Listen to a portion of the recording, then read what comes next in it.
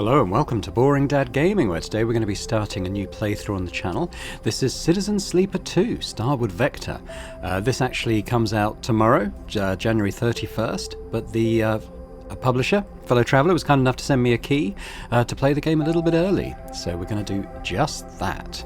For anyone who watched my previous series on Citizen Sleeper a year or two ago, would remember what it's kind of the gist of it, but for anyone who is perhaps new to the series, it's sort of a sci-fi story RPG with a gear towards sort of narrative stuff that's kind of plays out a little bit like a tabletop game. You know, everything is kind of through dice rolls and chances of success and stuff. So it's really good. It's really good, and I enjoyed the demo that I played a couple of months ago.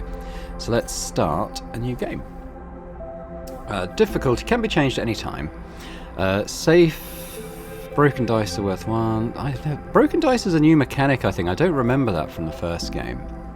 But I think we'll go in as the standard playthrough, the intended difficulty, for those happy to be challenged. I think sounds good to me.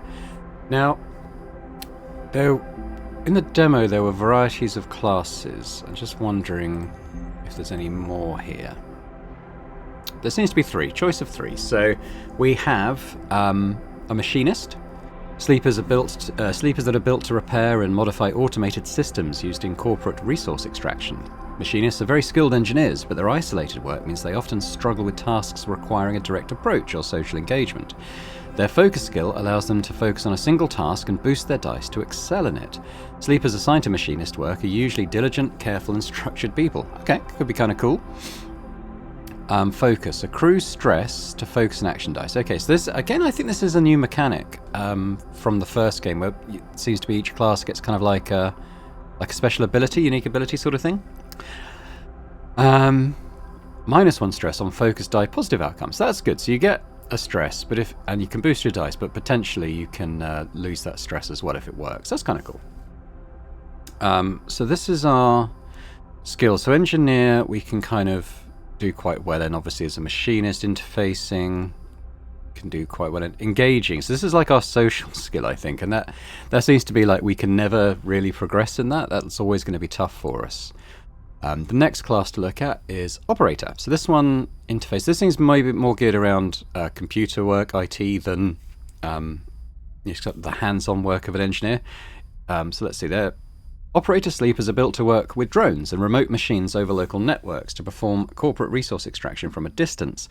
Operators have expertise in working with interfaces and computer systems, but are more physically fragile than other sleepers, so that's why the endure skill is blanked out. Their reboot skill allows them to hack their own systems to re-roll dice, a risky but potentially powerful move. Sleepers assigned to operator work are usually cerebral and precise people, so accrue stress to re-roll an action dice. +1 stress, reroll lowest dice, but there's no chance to reduce that stress on this class. And then we have extractors. So these are kind of the guys going in and doing the physical labor, I think, isn't it? So extractor sleepers are built to work at the coalface of corporate resource extraction, often in hard vacuum environments. Extractors have a high level of physical endurance, but their confidence means they struggle with tasks requiring intuition, so their intuition is always blanked out. Their rally skill allows them to motivate those in their team. Now teams, I didn't get so far as this in the demo, but I understand that you can kind of, unlike the first game, which was all based on the same station, I think here you can go out and sort of do contract work out on other locations, and it kind of plays a little bit like a dungeon crawl, I think, in other RPGs. Just from what I've read about it, like I said, I didn't actually play that myself the first time in the demo. To motivate those in their team, boosting their crew dice. Sleepers assigned to extractor work are often confident, self-sufficient, and have a high level endurance. So, could be good for the teamwork. So +1 stress, +2 to lowest crew dice. But you know what? I think the one I kind of jived with the most just reading the description, and it's not just because of the social anxiety, but the machinist. So we're going to be good with our hands when it comes to mechanical stuff, decent with IT, decently intuitive. Yeah, we're going to see how this goes. So I'm going to confirm class as machinist there, I think.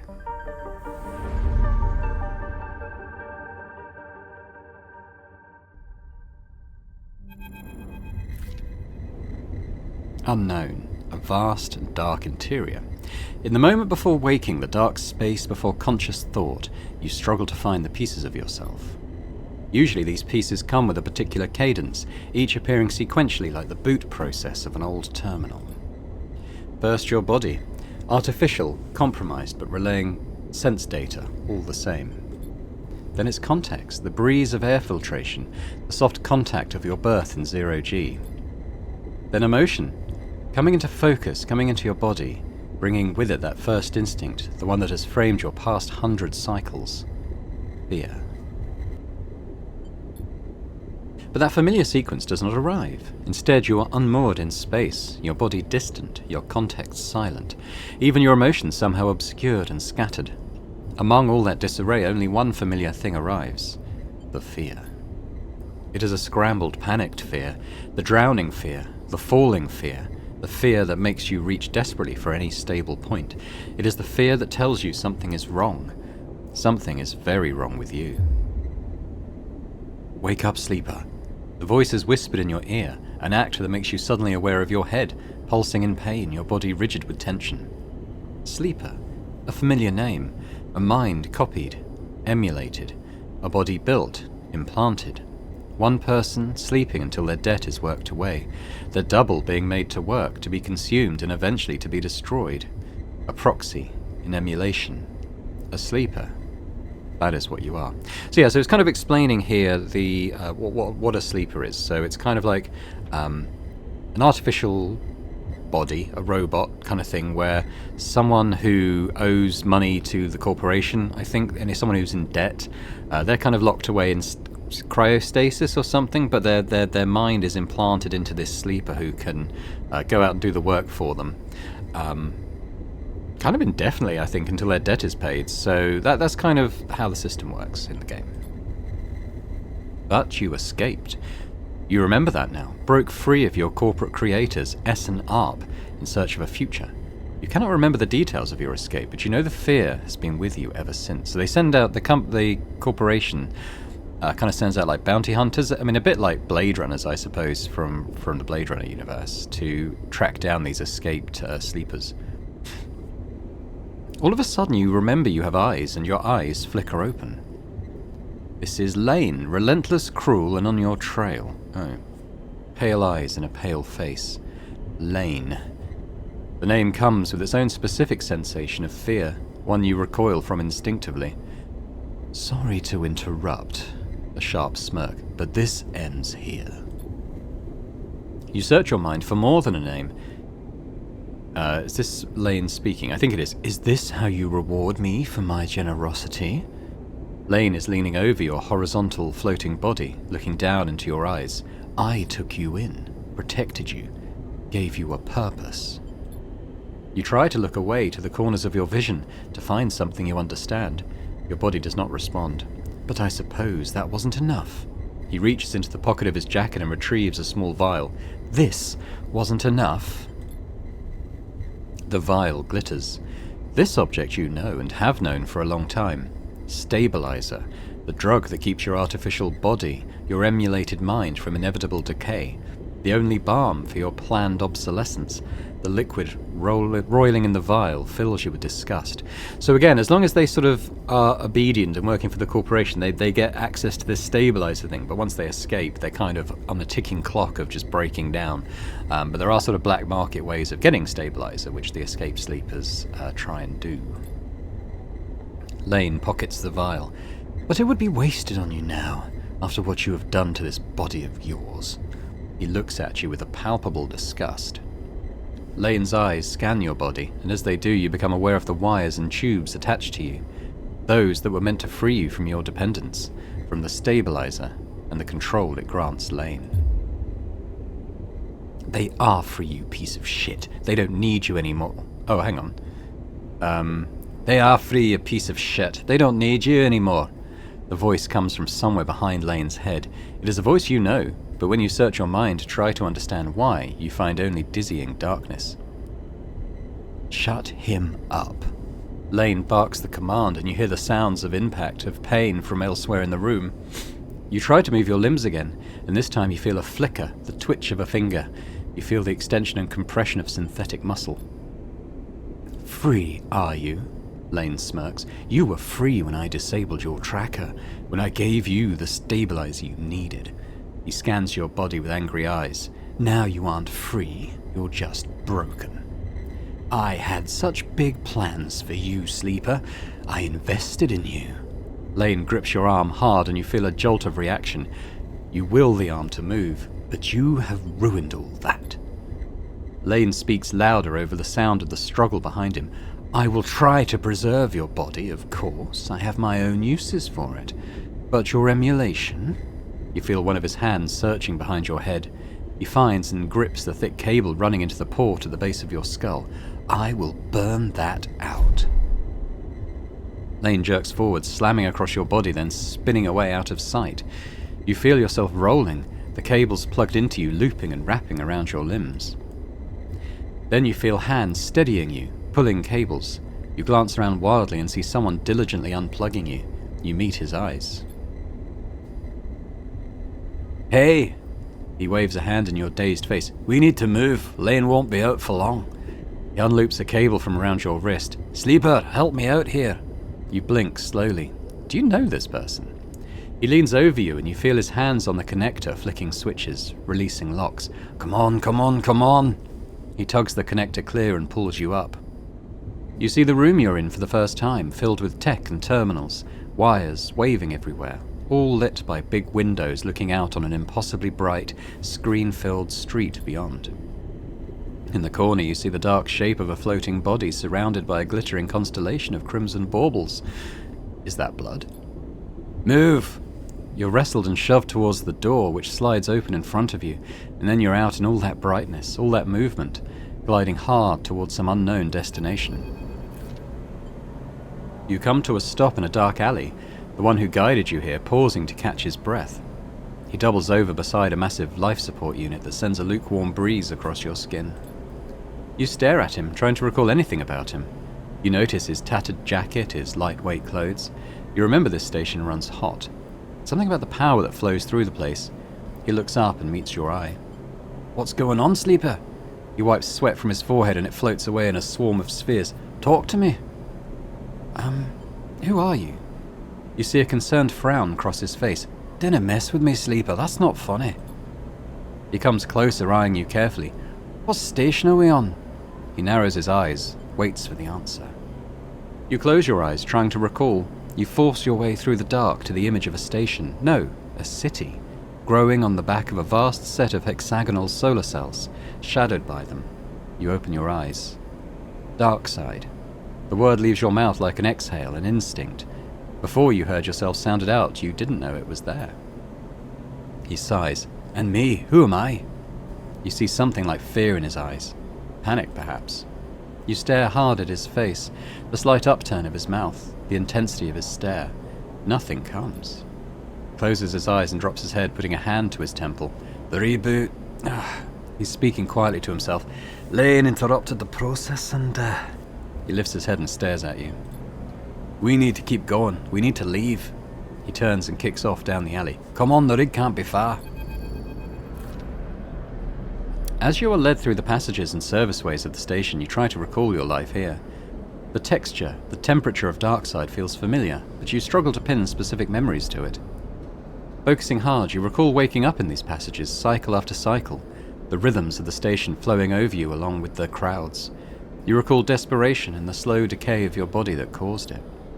Then Lane, those pale eyes offering you a glittering vial, stabilizer, a promise of supplying more for your work, a deal he locked you into like a cage. There your memory fails you, but in the dark beyond that moment, the residue of panic, of fear, remains. You were Lane's prisoner, Lane's plaything. You shudder in the cold passage. Wait! Your guide holds up a hand and you stop your glide using the wall. Ahead, you see the tunnel opens up into a wide open bay, with a few doors leading to cylindrical tunnels. The docks. They're watching the rig. He nods towards the docks, and you see one of the doors has a couple of figures flanking it. One covered in ornate tattoos, the other with bright silver implants along their cheekbones. But Subo, Lane's guys. He looks at you and shakes his head in frustration. All this, It's near coming back to you, is it? Something catches your eye and you see he's playing with a coin, nervously turning it over and over in his fingers. He sees you looking and slips it away. He places a hand on his chest. I'm Seraphim, alright? He looks pained when he speaks. Lane, he was our captor, both of us. We did this so we could escape. We needed to reboot you to break your dependence on stabilizer. He pauses. You know what that is, right? You nod meekly. But Lane interrupted me back there. The reboot didn't complete and... He sighs and shakes his head. We can still make this work. He looks back at the docks. I'll lead them away. You get the docking bridge open. If we make it to the rig, I know how to get us in. Got that? He searches your face for a sign of recognition. What's the rig? Seraphim looks annoyed. A ship, our ship. Or at least it soon will be. Lane assigned it to us when we were on jobs for him. Get that door open. He pats you on the shoulder. I know you know you can do this. Seraphim kicks off hard and glides into the docks. Over here, shitheads! He bellows to the guards as he barrels through. They immediately push off from the wall, giving chase. You wait a breath, then glide across the door to the door they were guarding. You look, already panicked, at the tightly sealed door, its control panel locked out. You hear a shout from somewhere nearby. You need to get it open. Tutorial. During scenes you may encounter skill checks where you can perform certain actions using your skills. Like the dice actions you will encounter later, the skill checks have a positive, neutral or negative outcome. The better the rating of your skill, the more likely you will succeed on a check. The odds of success are displayed when you select the check. Okay, so these skill checks I think are slightly different to the first game or a new edition. I see more info in the guide section of the pause menu, so we'll do this, but I'm an engineer, so we can see that if I was to try hacking the door, I'd have a 25% chance of a positive outcome, a 50% chance of a neutral outcome, and a 25% chance of a negative outcome. However, as an engineer, we've got a 50% chance of a positive outcome and a 50% neutral outcome. We literally can't fail this check, so let's do that. Positive outcome, minus stress, lovely. You shift to the central access panel and wrench it open. It only takes a moment to understand the mechanism, and you reach in and snap the locking axis, the door popping open with a hiss. Go! Go! Seraphim flies past you through the doorway into the docking tunnel. You turn to see the two guards approaching fast across the docks and quickly glide after Seraphim. Seraphim is already at the rig's door, inputting an entry code. The rig's door scissors open and you both rush inside. Quickly! Seraphim grabs you by the arm and drags you up to the cockpit, the ship's layout hazy in your mind. He dumps you into a flight seat and straps himself into his own. You see him tap a series of buttons as he does, talking to himself. Come on! The rig's drive rumbles into life and Seraphim slams a button on the console. You feel the force of the ship's acceleration as it pulls away.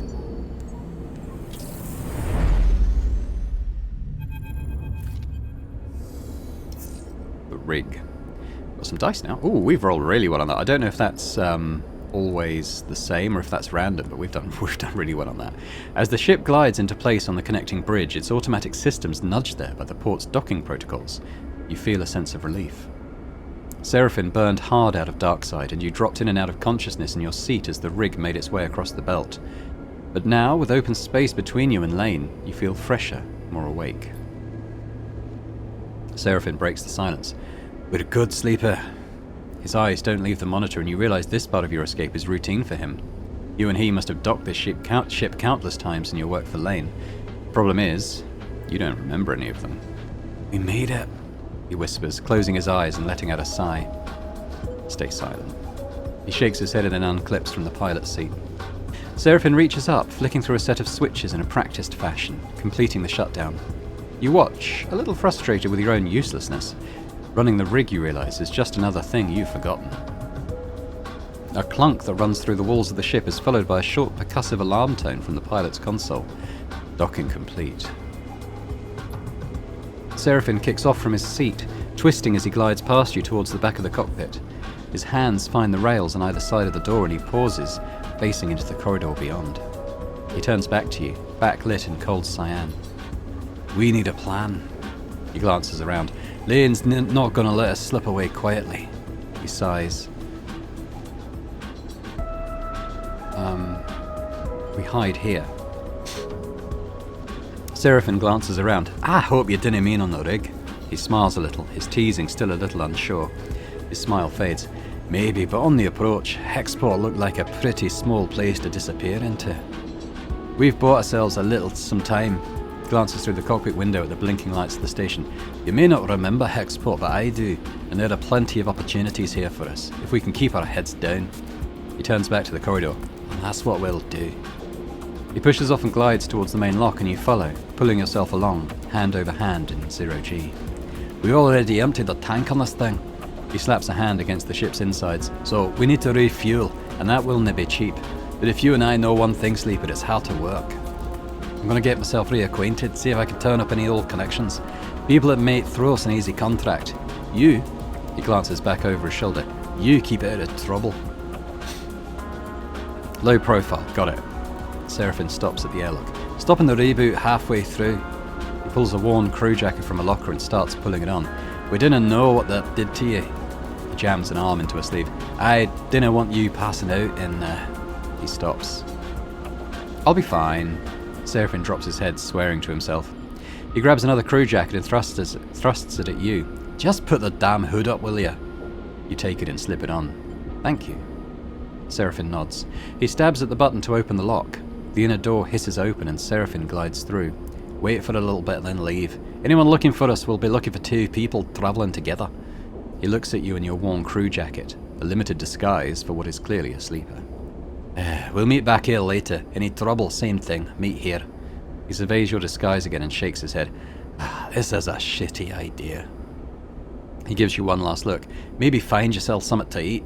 Suddenly you recognize Seraphin's instinct to look after you. A flash of a relationship now lost to the reboot. Catch. Seraphin throws a handful of something towards you. You manage to grab the projectiles, and when you open your hand you see a stack of cryo chits. That's the currency. These should get you some food. We'll need some more for fuel and supplies. He grimaces. That means odd jobs on the station for both of us. Seraphin kicks off and glides down the docking bridge. Dinna go too far, alright? He shouts as he leaves. Take it slow. And with that he's gone, leaving the connecting bridge and heading into Hexport's docking concourse. You wait for a moment in silence. Let's make a plan. You try to think ahead to what might be coming. You'll need work. That's the first step, but what then? Lane will be coming eventually. The sooner you can put some distance between you and Hexport, the better. So, that's the plan. Rest, resupply, and run. You shake the thoughts from your head and pull the jacket tight. Let's see what Hexport has to offer. You kick off and glide into port. And here we go. We're on left to our own devices now. Okay, the game runs in cycles, during which you can perform actions with your dice, which we see at the top of the screen here, a 4, 3 5s, and a 6. That's a very nice roll on that. Use cryo to buy food, fuel, supplies, and items. Progress clocks towards new scenes and events. We'll see clocks in a minute. You can review tutorials. Yeah. So we have the rig. If I click on this, this is our ship and home at the Starward Belt. So there's a few things we can do here then. Bunks use dice to reduce stress. Okay, so stress is something you've got to keep an eye on. This bar is energy, I think. Maybe this bar up here at the very top is the stress. Galley use supplies to regain energy. Okay, that's good. Other locations unlock as you play. While the rig is at the dock at the hub, your crew will also be able to help gather resources to contribute to the upkeep of the ship. You can choose which resources they should focus on in the crew tasks. Okay, cool. So we could do odd jobs. Oh, this is... Okay, so this clock is a cycle clock. It will progress towards an event each cycle. Its completion will trigger significant events. So we are on the run. You've put some distance between you and Lane, but once you're sure that you are sure that he'll close the gap as soon as he's able. Cool. So yeah, so each cycle it will add a pip to this, and then once it's full, presumably Lane will find us. So we want to kind of make sure that doesn't happen. So is this us telling Seraphin what to do? Like he can do an odd job to get some cryo, he can scavenge fuel. We don't want to end the cycle, that will re-roll dice and everything, so we want to not do that right now. Well, money might be good though, should we tell him to go out and do that? How do I do that? Scavenge fuel? Oh, I got it. Supplies... I don't know, bit of cryo probably for now. Yeah, okay, so how do I... There we go, come out of there. So we also have the docks, we have the Hexport Exchange, and we probably need to explore a bit more to find other locations. Why don't we start at the dock, see what there's to do there. You perform actions by assigning action dice, yes, so we'll see how that works. I do know how that works, but I'm just going to read this in case there's any differences to the first game. Dice are modified by skill, that's right, so the more skilled you are in a type of action, it kind of adds a modifier to the dice roll as well. 3 outcomes. Each action is also rated as safe, risky, or dangerous based on the outcomes it has. The more dangerous an action is, the more significant both its rewards and consequences are. Okay. So we can... this is an engage skill. And we're rubbish at that, aren't we? Where can I kind of see my... like my character sheet? It's probably this, isn't it? So yeah. Welcome to the character screen. Here you can upgrade and configure your sleeper. On the left you can upgrade your skills to improve your skill modifier to dice. On the right you can upgrade your push, the unique ability of your class. Okay. When upgrading your push, any one upgrade at each level can be active at... Only one upgrade at each level can be active at once. You can configure... Oh, okay. So we can have more than one of these, but only one active at a time. So we can come back to the ship to... change that. So I've got 0 points available, so that kind of means I can't do anything right. It's just going to say no. But I can make... kind of looks like I'm highlighting one. So... no, that's... I thought that might change what's up there. If I was to click... Wait a minute. Did it say at each upgrade level? So maybe you can have more than one, but like you can kind of see there's an alternate at each level. Because that -1 stress seems like it's already active. Okay. I've got 0 points, but it looks like we can upgrade stuff. I guess we'll kind of see how this plays out as we accrue points, let's say. So we pop into the docks. So we can see like there's an intuit.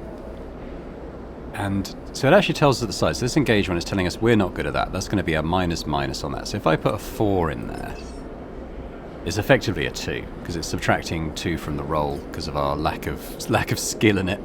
But the intuit one looks like it might be kind of more neutral. So if I put a 4 in there, it remains a 4, which isn't amazing. It's good, but not a guarantee of anything good. So we are building up hexport connections. The hexport docks thrum with life. There are contacts to be made here, you're sure of it. So 1, 2, 3, 4, 5, 6. So there are 6 segments to add there. If we were to explore the docks, it would hopefully fill that up reasonably quickly. Hexport docks are a dizzying mess of braided cables and flickering signage filled with busy spaces. Exploring is both thrilling and intimidating. So if I chuck a 5 in there, we're pretty much guaranteed a non-negative... Well, we are guaranteed a non-negative result, with a 50% chance of a positive one. So let's try that. Positive outcome. So we've actually filled half our clock through that positive result. You've just progressed a clock. Clocks track your progress towards both positive and negative events. Yes, so this one isn't sort of building up per cycle. This is where we have to fill it manually with like completing other things, other actions. So if we could try another 5 in there and like see if we can actually fill it up, flip a coin, get another positive result perhaps. Yeah, we've done it. So you have a good sense of this humming way station. Time to use that knowledge to your advantage. So we have this filled now. So I think if we hit continue, yes. As you're gliding across the docking concourse, you hear a scuffle. The noise of raised voices cuts through the conversation drifting out of the dockside shops. Glancing down an alley, you see a huddle of figures shouting back and forth. You spot one man in the middle of the group, surrounded, pushing the others back as they grab at the bag slung over his shoulder. You don't like the way this looks, but then again, Seraphim told you to keep your head down. So rushing in seems bad, but we have, say, a 75% chance of a non-negative thing here. This caused a distraction, so let's do that. Neutral outcome, check past, okay. You look around for something that could break up the fight and see the thick cooling pipes running down the alley wall. You quickly try to understand the system and choose a valve to start spinning. As you do, the system begins to vent in a sequence down the alley, violent jets randomly bursting into the air. There's a scramble in the alley, and you spot the figure who was being attacked drop down to the alley floor. That went right. Then your vision instantly fills with pale liquid as a jet of coolant jumps out nearby, missing you, sending you spinning in 0G. After a few moments, you manage to steady yourself. As you do, you see a clear alley, the assailants having fled, with one figure gliding towards you. This is Femi, stubborn salvager captain. I suppose you think that was clever. The man gives you a severe look. You like to break up fights you didn't start? He laughs. Belt's gonna eat you up. He shifts the large bags on his shoulder, weightless but unwieldy in 0G. How about some thanks? The man's eyebrows shoot up. You think I needed you back there? Ugh, he tuts. You're the weirdest one I've met, that's for sure. You watch the man go, and then after a moment he stops and turns back. He rubs his forehead, looking down as he does. What's your deal anyway? He sighs. Maybe you are new here, but Hexport's no place for do-gooders. I know what it's like. To get beat up? The man shakes his head. Hexport's got real rough. Look, let's not hang around, alright? The man pats his chest. I'm Femi. He unshoulders one of the bags and pushes it towards you. Make yourself useful. Let's head. You grab the strap of the bag over your shoulder and follow him through the docks, gliding past the concourse towards the connecting bridges. He cuts down a side passage, looking back to check you're following. Then he stops at a docking bridge connecting to a dull green ship with yellow markings. You look out the viewing window at its odd catamaran-like shape, seemingly built from two separate hulls welded together. Symbol crash, he says, and you assume that's the ship's name. Then we got Nia, headstrong and spirited salvager. Femi, you're bringing in strays. A young woman, brightly dressed and stretching as she glides, drifts into the passage. She glances at you. No offense. Nia, Femi shakes his head. This one? He squeezes your shoulder. Help me fend off some Hexport scum while you were busy sunning yourself. Nia raises an eyebrow. I'm sure you could handle them, big brother. Okay, well, they're obviously from different countries. maybe they were estranged siblings. Her glib response hides the flash of concern that passes across her face. You can't tell if Femi noticed. Nia turns to you. Thanks. She smiles sweetly. And I'm sorry for my brother. She shoots him a glance. Just in general. Nia, Femi murmurs. Enough now. He reaches over and takes the bag you were carrying. Nia rolls her eyes at you but stays silent. Battery row wouldn't take these. Femi hefts the bags. I'm going to load them back up. Maybe we'll find a use for them. He turns back to you. Thanks for the assist, Sleeper. He nods firmly. Not what I expected. He slaps the button on the bridge door and kicks off along the docking bridge on his way to the symbol crash. Nia looks at you with raised eyebrows. I hope my brother was joking. Or did you really help him? It was nothing. Humble and a hero? She laughs. Thank you. She looks back at the ship. My brother needs more help than he admits. What do you mean? She tenses. I don't know if, She smiles a tight smile. I probably shouldn't have said anything. She pauses, thinking. I want to ask you something. She takes a deep breath and gives you a direct look. What is she building up to? Are you looking for crew? She looks away. Sorry to be direct, but you seem like, well, if you're on Hexport, maybe you're with a crew. She stops herself. I mean, maybe your crew needs crew. Maybe you're looking. Why do you ask? Nia looks back at the ship, then at you. Look, I'll be honest. Being on a crew with my brother is nice, but he is suffocating me. She frowns at her own bluntness. I'm not a kid anymore, you know, but he still sees me like one. She shrugs. I want to show him I can handle myself. I need experience. I need to run some contracts. She gives you a determined look. What do you say? Yeah, I'll think about it. I'm a good salvager, all right. You can use me. She smiles. I can spot things, find gaps, ways in. She folds her arms across her chest. I know what I'm doing. Femi taught me well. She glances back at the ship. Just consider it all right. Let me prove myself. Suddenly a shout comes from the ship echoing down the passage. Femi. It makes both of you nervous. Nia looks in his direction. I should go. She pushes off towards the docking bridge. I'll be waiting. Nia gives you one last glance as she departs and then disappears into the docking bridge, leaving you alone in the passage.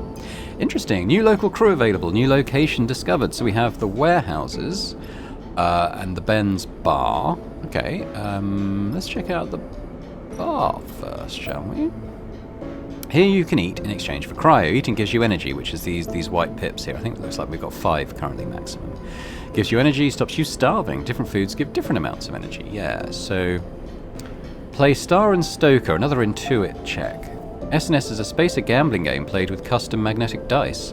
Chits are stashed in symbol-marked cans, and winning is ruthlessly luck-based. So if I was to put a 5 in there, we'd have a decent shot at a good outcome. Buy a Ben's Fry, a plastic bag of flash-fried salt-flecked tubers, like French fries. The Ben's Fry brings spacers back to the scattered tables of the bar, cycle after cycle. Now we have 24 cryo. This costs 7. We've got a gap for 2. Let's see if that will fill up our energy bar. It does. Good. Plus 2 energy. Nice. All right. Do I want to gamble? I might come back to that depending on what else we find. So let's go to the warehouses.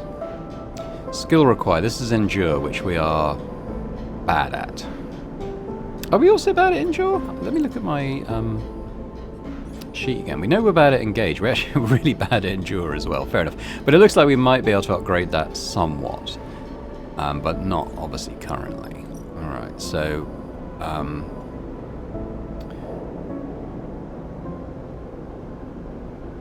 mean, I expect that's a way to earn cash, but the gambling might be a better way to do that. Not a life lesson there by any means. What we got? Oh, we got an engineering check. So this is the rules of the exchange. So we got 4 pips on this clock. The exchange buzzes with the conversation of commerce. This is a place where contracts are found. You just need to look. Okay, so this is a dangerous one, but we know we can add 1 to the roll. So if I put in my 4,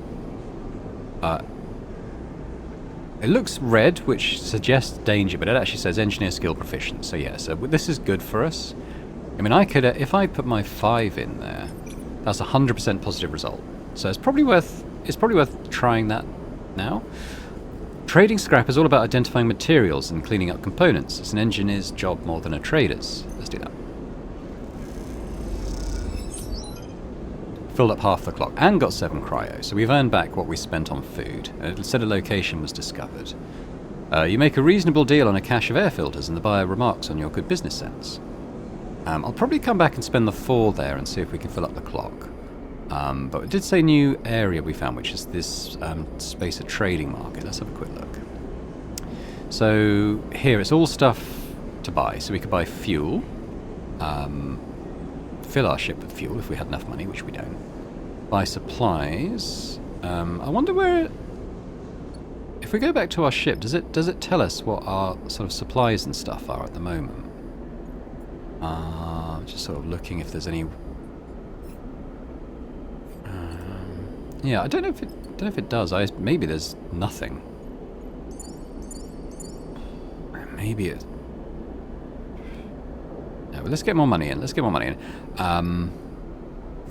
So is there anything else down? Nothing else down there. We've got the trade hall. I think we try and fill up this clock. I'm going to save my 6 because if this fills the wheel, there might be something good to do. Or at the very least gamble and make money. So we actually did fill the clock. You've established a presence here and the brokers seem to be a little more comfortable around you. So if I leave, new location discovered. We actually have the Hexport canteen. Okay, so if we go in there, eat at the canteen. That's just to get energy. Did I not earn any contracts doing that thing? What does it say? Just prepare dishes. It does feel like that's just to gain energy, which isn't nothing, but at the same time, I was kind of hoping to get a contract. Well, we'll tell you what, let's go to the bar. I'm going to put in my 6, and we should win the gambling. +9, not bad. So we've used all of our dice for the cycle. You need to end the cycle at your ship, the rig, to re-roll them. That's cool. Oh, here we go. Supplies are down here at the bottom. So I didn't notice that. So we have 0 fuel. We have 2 supplies. So it might be an idea, actually, for Femi to scavenge for some fuel while we end the cycle. You lose 1 energy per rest, but you re-roll all your dice. So let's check it.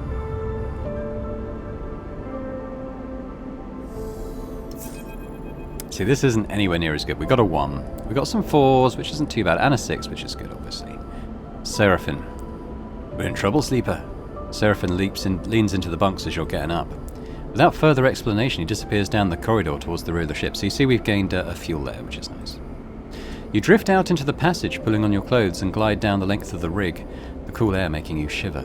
Seraphin is a silhouette, silently leading the way. He stops at the far end, diverting through a side door, shooting you a glance as he does.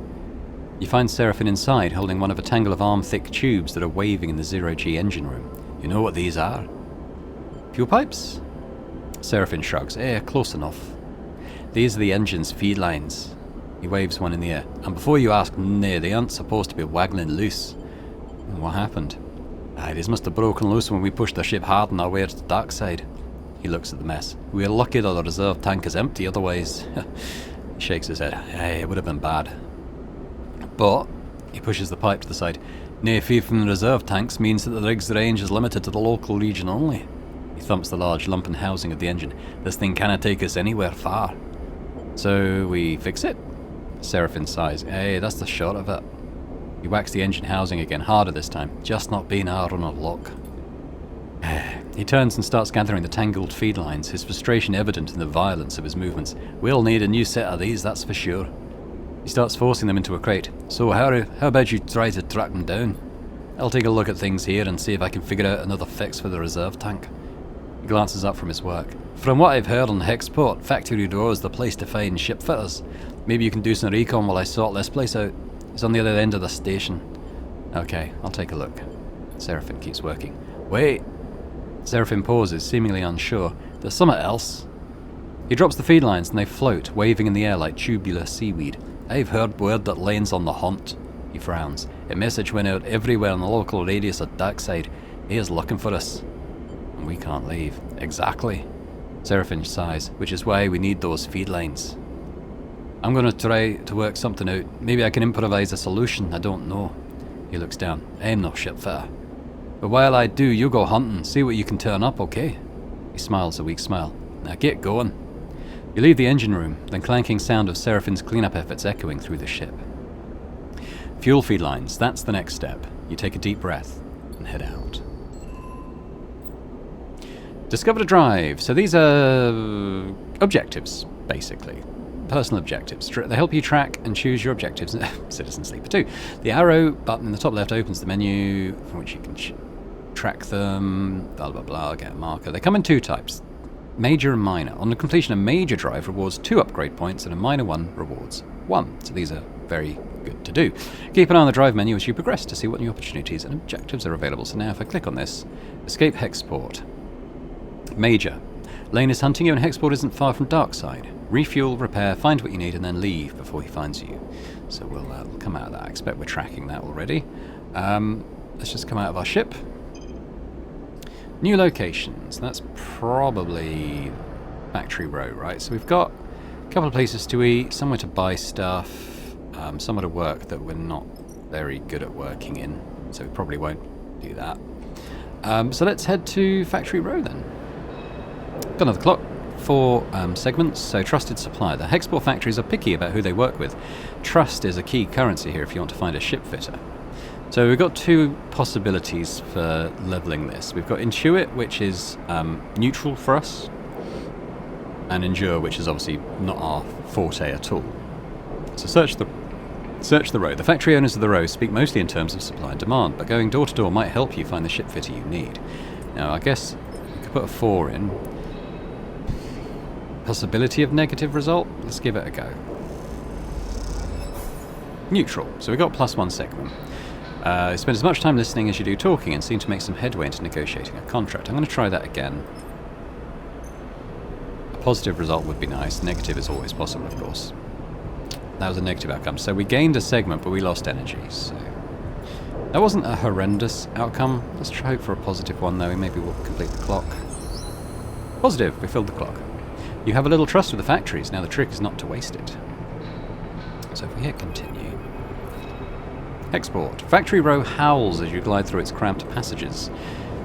Whatever its many bays and rooms once were, they now serve as containers for industry of every kind. Whirring manufactories precisely engineer components with rapidly shifting arms, while scrappers hammer incessantly at bent ship plates. Everywhere you look there is energy and activity, and for good reason. Hexport itself is built on the derelict fragments of a solar reflector, and even the small amount of energy generated by its remaining mirrors is enough to power a city of machines. It is familiar to you, of course, in a strange, far-off way because of Darkside. That place and your memories of it are a muddy haze, but it is hard to forget the glint of its hexagonal reflectors, 10 or 20 times more in number than Hexport's, and that wild, flickering city growing on their back like a tumour. In comparison, Hexport feels provincial. Deep in Factory Row, you could almost be back in Darkside.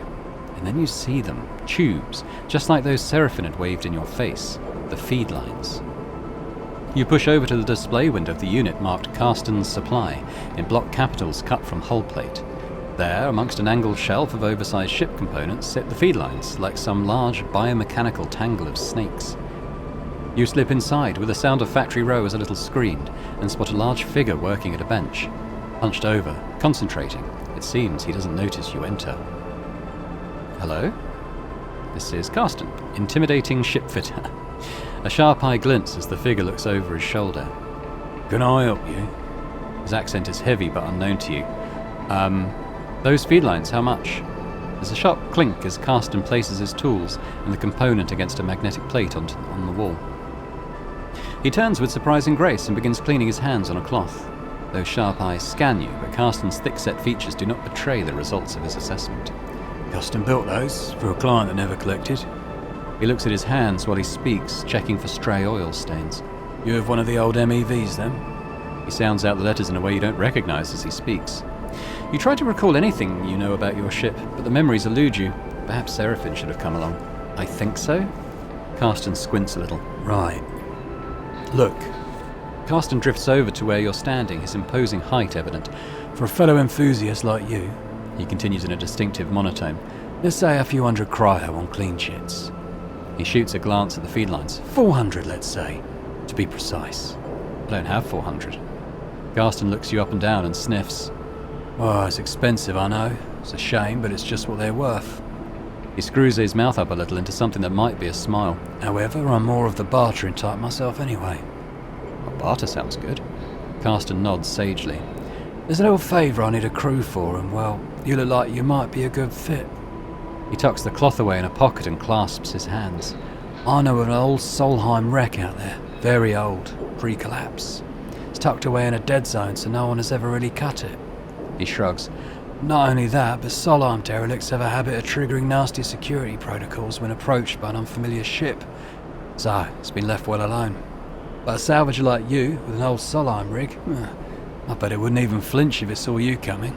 He smiles. I have a special interest and need for that old tech. All those Solheim ships had a data core, and while I don't care about the accounting reports or material ledgers or whatever they kept on the damn thing, I do care about the hardware. So if I was to find you back here with that data core in your cargo hold, clean cut and complete, well, then I could see my way to doing a straight barter for those feed lines. Carston pauses, sniffs at the air again. You just need the coordinates. Simple as that? Simple as that, he repeats in his monotone way. So, you interested? Glances back at his workbench. Because I'm a busy man. Fine, I'll do it. Alright then. He holds out a heavy hand for you to shake, and as you automatically reach out, he grabs your forearm instead. He pulls you closer, squeezing your arm. Let's keep this one between us, alright? He half smiles, his face huge and close. It's our deal. Before you can respond, he thumbs a little drive into your palm. Those coordinates. And then he lets go of your arm with what you swear is a wink. You take a moment to gather yourself, and by the time you do, a whirring fills the air, Carston having returned to his workbench. You turn and glide out of Carston's Supply with a growing mix of anxiety and excitement in the pit of your stomach, and the cacophony of Factory Row in your ears. A contract. Seraphim might even be impressed. You look at the drive in your palm and smile. This could be a route out. You think of leaving this place behind in possession of an improved ship, too. Suddenly, a small but firm hand falls on your back, and an equally small voice coming with it. I don't think it's Nia. Hey, wait up! Junie, secretive data extractor. You turn in the passage to see a young woman, her hair waving from the rapid glide she clearly just came out of to catch you. She steadies herself using your shoulder. Sorry! She smiles a quick and flat smile. Wanted to catch you. I'm Junie. Her dark eyes flicker around nervously. You notice the portable terminal she carries, something data scrapers call a deck, and her backpack full of components and trailing wires. What's up? Karsten, she starts, still catching her breath. He sent me to grab you. She smiles that flat smile again. Wants me to come with you on that job. Her eyes shoot down to the drive in the palm of your hand, and she smiles again. Why didn't he tell me? She glances back towards Karsten's. I guess he forgot. He does that sometimes. She looks sheepishly at you. I think she's lying. He just grabbed me after you two were done talking, so... Karsten's always sending me on things like this. I guess he wants me to help you out, keep an eye on things. She pauses. I can be pretty helpful. So, she looks around the passage. Should I meet you at your ship and you can tell me when you're ready to go? Yeah. Sounds good. Okay, great. Her eyes light up. She notices she still has her hand on your shoulder and takes it off. Junie pushes off and waves. Looking forward to working with you. She calls back as an afterthought. What about the ship? Oh, I'll find it. She calls back and then disappears down the passage. You watch her go, glad of the contract, but nervous too. Will Karsten keep up his side of the bargain if you deliver? Okay, back at Seraphim. I didn't know about this sleeper. Seraphim looks nervously out the rig's windows as you finish explaining Karsten's deal, as well as Junie's offer of help. If this job was easy, Karsten would have done it himself already. That means there's a catch. He frowns at the stars, and there's definitely something going on with this Junie girl. He shakes his head. I think it's a lucky break. Seraphim gives you a look. No such thing. He sighs. Hey, this is the belt. That means someone's getting dicked over in all this. We'll just have to make sure it ain't us. What if... Seraphim narrows his eyes. We could get the cryo together to buy the felines. Why? Karsten wants to barter. You're right. Seraphim sighs. I kinda just shake the feeling that we're wandering in blind. Plus, Seraphim gives you a sly look. I did manage to turn something up in my station wandering. I found a contract board at the exchange further in station. He gestures towards Hexport. We take on a job. They might get us some of the way towards buying those feed lines. Plus, even if we do want to take Karsten's job, a bit of money to get ourselves prepared wouldn't be a bad idea. Fill up on fuel, supplies, be ready for whatever comes. Do we have time? Yeah, probably not, but without cryo for fuel and supplies, we're not going anywhere. Seraphim sighs. Just take a look at the contract board, see what you think. While you're at it, you might want to see if you can scare up some freelance cryo too. Seraphim shrugs. Many hands make light work and all that. Or we stop messing around. We take Karsten's job right now and get it done before he can think twice. Seraphim yawns. Seems like a whole set of bad options to me. Either way, we've still got to do work on the drive. Seraphim nods a farewell, heading back to the engine room. Let me know what you decide. For a moment you pause, letting the haze of plans and ideas settle in your mind. Suddenly you curl up, pain shooting along your spine. You grit your teeth, your muscles locked tight. Your vision narrows as you squeeze your eyes shut. You feel a shift as if some connection is broken. It's almost impossible to describe, like you're floating away from your body, dispersing, dissolving. There is nothing familiar in the pain, nothing to hold on to. You grit your teeth. And then another shift comes, and you're back in your body, trembling against the metal wall of the passage. The pain slowly fades, becoming a pulsing throb, and then a residual flicker. You flex in 0G, stretching out the tension. There's a strange sensation of distance that persists beyond the pain. A disconnection between your body and yourself, a flickering numbness that refuses to recede. You wonder if the reboot has done something to your body, or if this is some new sensation you'll have to live with indefinitely. It strikes you that you know so little about the body that houses you. It could be moments away from collapse, or it might persevere for countless cycles like this. You try to shake off the feeling, pushing your hands against each other until they feel like they're yours again. Time is the only thing you need, and right now, it feels like it's running out fast. You head for the airlock. You have work to do. You've unlocked a contract. Open the map screen to view it. Okay, where's the map screen? This? Contracts are high-risk, high-reward jobs that you and your crew can take on. Contracts require preparation and care to succeed. You'll need to gather enough fuel to travel to the contract, gather as many supplies as you can afford to keep you and your crew going, look for opportunities to recruit crew temporarily or permanently to help you on a contract. Consider which crew to take carefully. They all have different skills and stress resistances, and who you choose can affect the story. Once you're ready, you can select the contract from the map and then your crew to proceed. Okay? So this is Solheim HS-22. Danger. Karsten is offering you a straight barter for the feed lines. You need to bring him. if you bring in the data core from this derelict. Any raw scrap you pull out is yours. Okay, well, let's go back for now. I'm not quite ready to shoot straight off. Got the contract board. That's Carsten's place. Material processing. Yeah, okay, tell you what, I think I might leave it here for this time. When we come back, we'll have a look at the job board. Maybe there's like an easier contract we can do to, you know, maybe get some more money and supplies and stuff in before we head for like the main story mission. Yeah, that's probably what we'll aim to do, I guess. But thanks very much for watching. Hopefully you've enjoyed this first episode of Citizen Sleeper 2, Starward Vector. Let me know in the comments your thoughts so far, if you're looking forward to you know, seeing more of the game. Let me know if you watched the first series as well on my channel. I know a few people did quite enjoy that, so yeah, interested to know if you're returning for this one. And if you enjoyed this, if you could hit the like button, that'd be amazing. And if you could subscribe to the channel as well if you're watching this and haven't done so already. So thanks very much, and I hope to see you next time. Bye for now.